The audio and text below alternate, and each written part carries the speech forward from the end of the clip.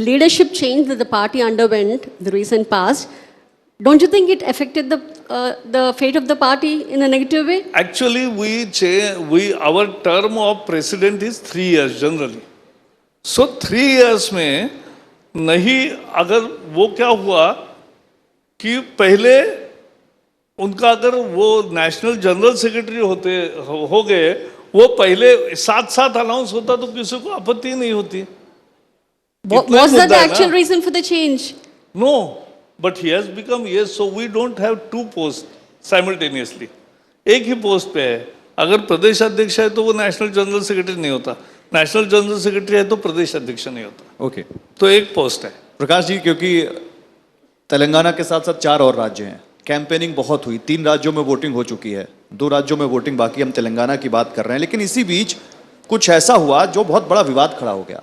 राहुल गांधी ने प्रधानमंत्री के लिए एक शब्द का इस्तेमाल किया और जब बीजेपी ने उस पर आपत्ति जताई तो कांग्रेस का ये कहना है कि आप सालों से राहुल गांधी के लिए पप्पू शब्द का इस्तेमाल करते रहे, तब आपको दिक्कत नहीं हुई, और आज राहुल गांधी ने कुछ कह दिया तो आपको इतनी दिक्कत हो गई. मैंने कभी नहीं सुना कि प्रधानमंत्री कभी पप्पू कहा किसी को नहीं कहते.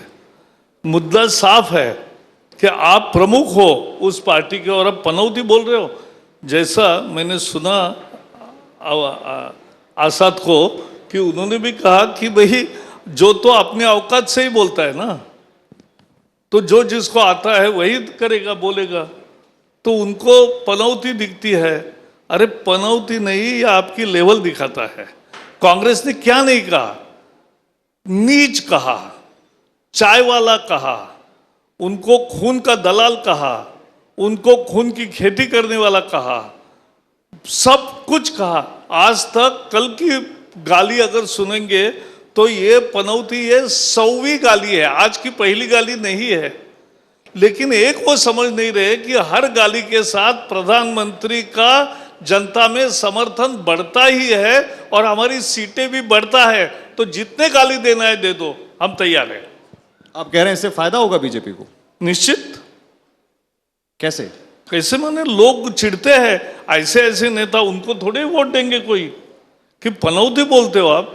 अरे कोई स्टेडियम में किसी प्रेक्षक एक बैठा इसलिए कोई मैच हारते या जीतते हैं क्या? हद तो हो गई.